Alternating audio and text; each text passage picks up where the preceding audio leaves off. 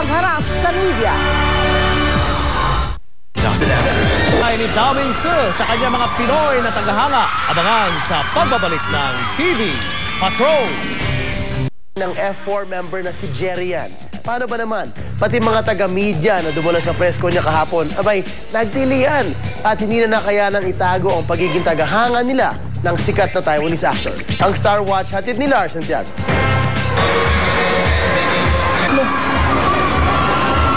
Mga pelikulang eksena sa pagdating ni Jerry Yan sa Le Pavilion. Paano'y helicopter pa ang naghatid sa kanya? Pagbaba, sandaling bumati sa mga fans si Jerry. At saka tumuloy sa presko ng bench, kung saan bagong image model siya. Nagmistulang fans ang mga taga-media. Siyempre, may pilian pa. Nagunahan din sa pagkuha ng larawan ng Taiwanese actor. Kasama ni Jerry ang kanyang interpreter at ang may-ari ng bench na si Ben Chan. Sa press con, pumila ang mga magtatanong. Isa sa mga kwelang tanong ay kung papayag bang mag-model ng underwear si Jerry. Ang kanyang sagot, I hope so.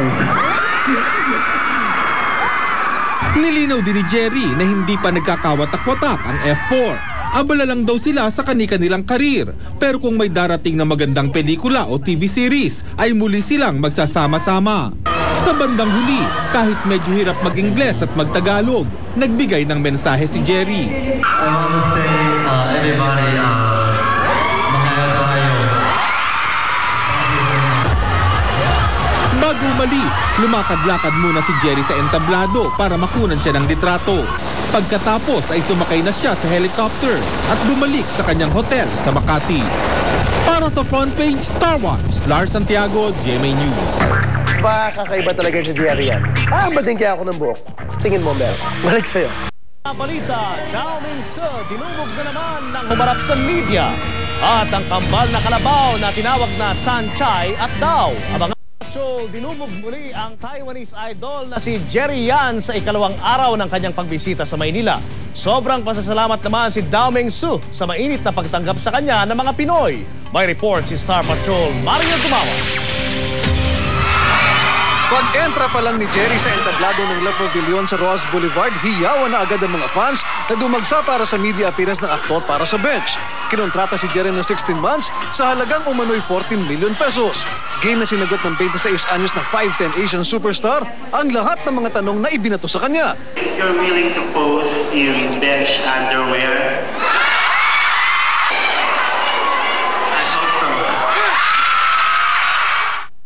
Natuwa din si Jerry sa anay pambihirang oportunidad na makilala si Ate Glo at mga special children sa Malacanang kahapon.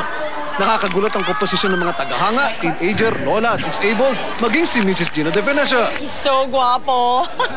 Yes, I'm happy to see him. I'm ready to die! Dito na rin iginiit ni Jerry na buo pa rin ang samahan ng F4. Nagpasalamat din siya sa fenomenal na pagtangkilik ng mga Pinoy na matutunghayan muli sa Happy 50 TV concert. There were ups and downs in his career, but mere fact na yung response ng mga tao ngayon sa kanya, it gives him enough inspiration to go on. I want to say, everybody, mahalo tayo. Makakaasa ang kanyang mga fans, hindi ito ang una tuling pagkakataong dudumugin si Dowming Su sa Pilipinas. Mario Dumawal, ABS-CBN News. Sa Angeles City, excited ang marami dahil kamakailan lamang ay isinilang ang kambal na kalabaw na magbibigay daw ng swerte sa kanilang ani. Kilalanin natin ang kambal na kalabaw na sina Sanchai at Daw sa mga kwento ni Mark Logan.